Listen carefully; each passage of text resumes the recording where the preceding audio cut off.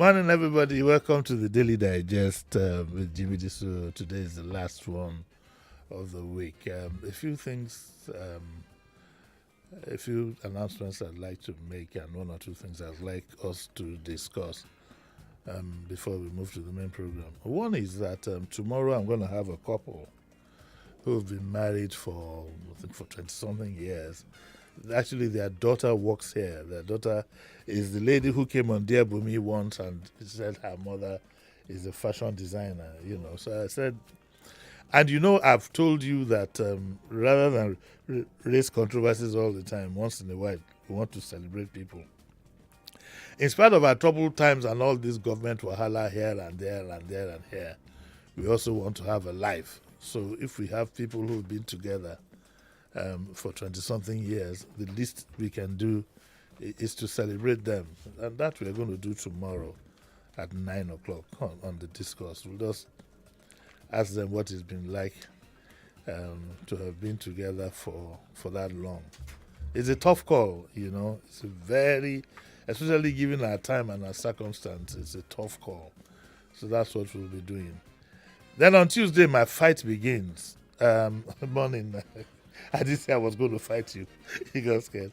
On Tuesday, my fight begins. I'm a dog in a fight. The Methodist High School was set up in 1878 and had the fortune of having me be there from 1967 to 1971. I left in 71. And one of the best times of my life, this is one of the things that has molded me. And we, Coffin Journal, we call ourselves non-CB. We were on Broad Street. I did my full time on Broad Street, which itself should have been kept as a monument. This is the school that Zik went. The first president of Nigeria attended this school. The first governor of Lagos State, Mobolaji Johnson, attended this school. Chief Segun Oshoba, governor of Ogun. I could have a Fala Adiola who set up one of the best, if not the best bank. No, that's some kind of advert. Okay, that was one of the best banks. GTB, he went to, in fact, we were friends. I think I was ahead of him. Though unfortunately he's older than me, like my dad would say. So many important people went to this school. And a typical Nigerian, what would have been a monument? What would that be? Because in that premises also, we had a wooden house. We had an Indian teacher then we called Pa John, a wooden house, and these were old structures. If you go to Cambridge University, where it was started, you see where it's going to be. And if people don't have this attachment to history, that's why you have so much. Anyway, in their wisdom of the Methodist church that owned the school, they moved the school. But he was an old student, elderly man, old student, years back, that was able to get land. It wasn't the Methodist church that applied. He was an old student, and they applied for the land as Methodist Boys High School, and the land was given to them in, I think it's Sinari, Danich, or whatever it is. It was given to them as Methodist Boys High School. The land belongs to Methodist Boys High School. A big land, yes. If the gentleman who, I think Mr. Fanimoko, I think his name, who pursued it and so on, because we have some dedicated old boys.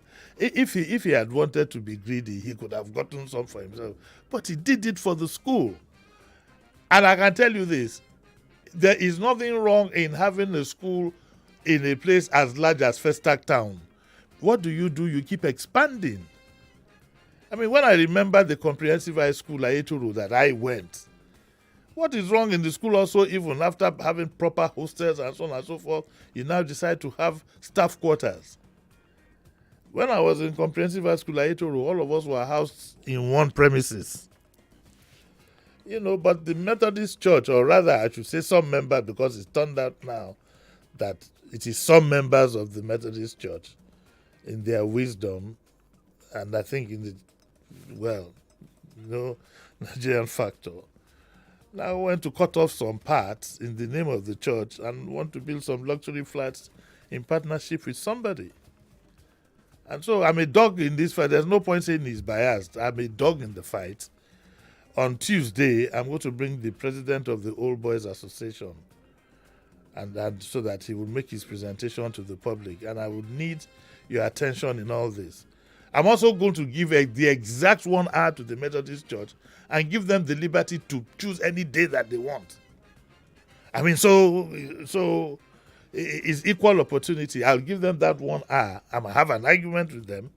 I'm gonna have an argument with the with the president, and we will see. A lot of the old boys are determined and resolute that in their lifetime it won't happen. I think there's been some reluctance to go to courts. We'll hear all that on Tuesday.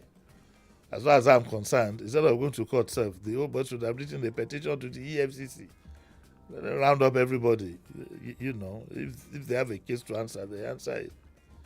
Yeah, because it doesn't. There are a few things that doesn't add up. But we'll discuss all this on Tuesday, and I'd love for you to be there. So Tuesday is the day that I'm going to have. This is my fight. I'm a dog in the fight. I'm not going to hide under anything. I'm a dog in the fight, and I'm ready to give an equal 1 hour. I don't want to bring the two. I don't want to bring the two parties together. I don't want to do that. Then all kinds of things will happen. So I know the story will get to the Methodists. They can choose any day they want and come and state their case. So that's what's going to happen on Tuesday, and then next week, of course, on Wednesday. That's 1. 2.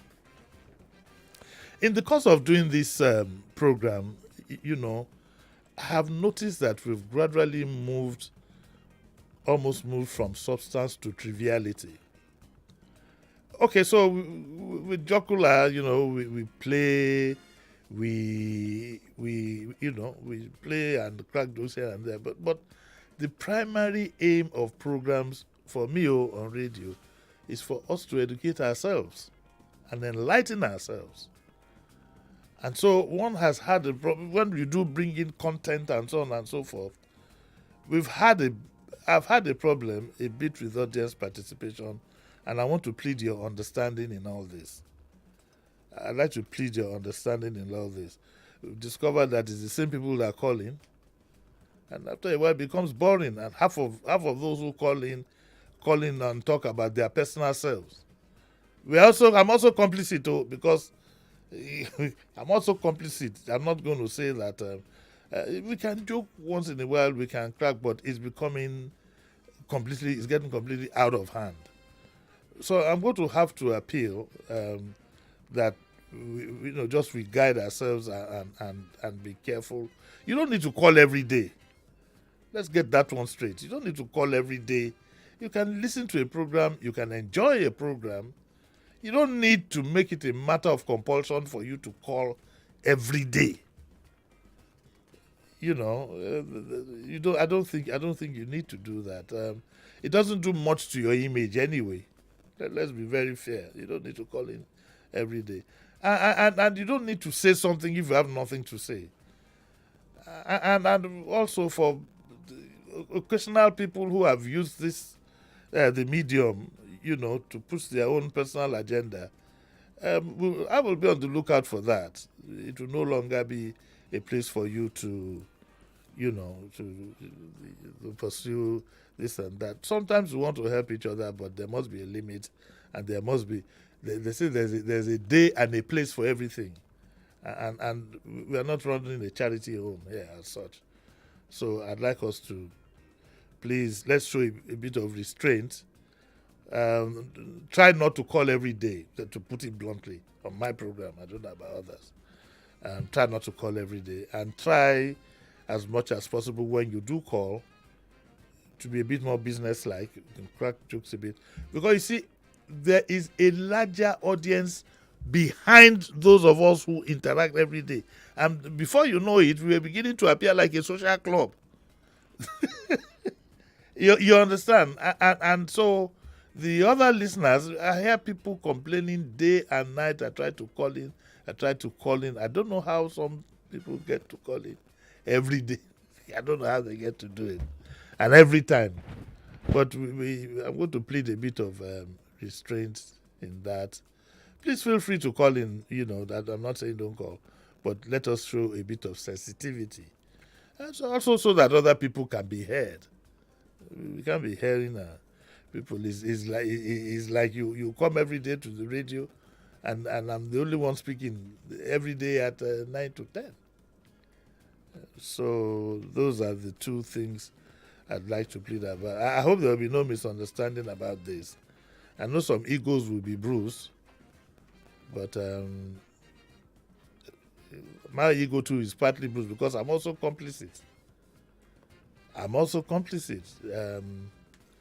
But I think that there's a need for us now to do some self correction. Okay, so today we are going to have an open mic. What a day to say this, and then you don't have an open mic.